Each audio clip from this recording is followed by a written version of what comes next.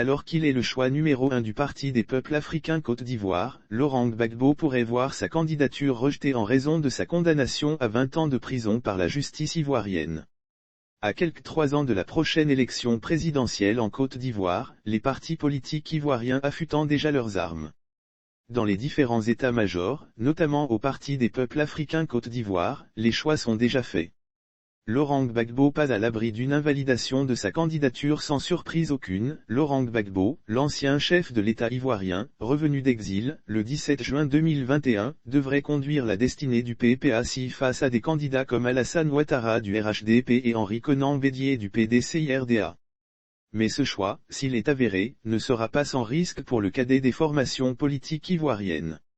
En effet, Laurent Gbagbo qui aura 80 ans lors du prochain scrutin présidentiel a été radié de la liste électorale en raison de sa condamnation à 20 ans de prison pour sa responsabilité présumée dans l'affaire dite de braquage de l'agence abidjanaise de la Banque centrale des États de l'Afrique de l'Ouest. Un argument qui avait d'ailleurs été évoqué par la Conseil constitutionnel de Côte d'Ivoire pour justifier le rejet de la candidature de l'ex-président, lors de la présidentielle controversée d'octobre 2020. Il a été condamné à 20 ans de prison pour le casse de la Banque commerciale des États d'Afrique de l'Ouest en 2011.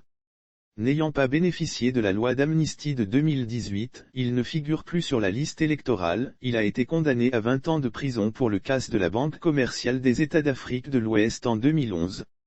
N'ayant pas bénéficié de la loi d'amnistie de 2018, il ne figure plus sur la liste électorale, ce qui lui a valu d'être recalé lors de la présidentielle de 2020. Cela pourrait le rattraper en 2025, sauf s'il est amnistié par le président Ouattara, prévient Jean Bonin, analyste politique et ex-cadre de la haute direction du Front populaire ivoirien.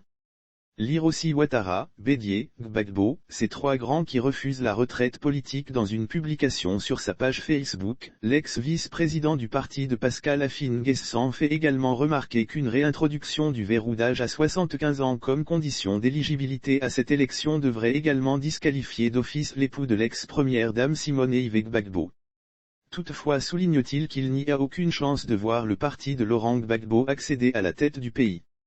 En 2025, Gbagbo aura 80 ans.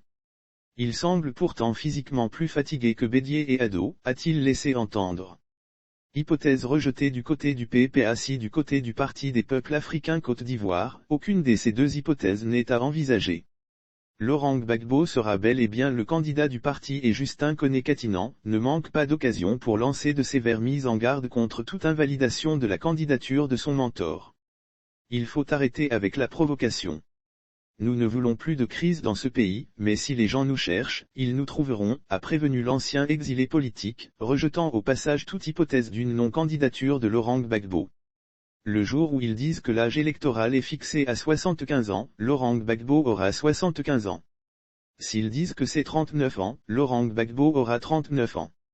La décision d'aller aux élections dépend de la seule décision du président Laurent Gbagbo, a-t-il prévenu dernièrement, lors d'une activité politique avec les militants PPACI de Port-Bouët. Les prochaines élections locales, un tournant décisif pour l'heure, le parti du Woody de Mama s'active en vue des prochaines échéances électorales, avec en ligne de mire, les municipales et régionales prochaines. Ces élections étant un tournant décisif avant la prochaine présidentielle. Récemment, Laurent Gbagbo a procédé à la nomination de plusieurs fédéraux dont la mission est d'implanter le PPACI sur toute l'étendue du territoire national.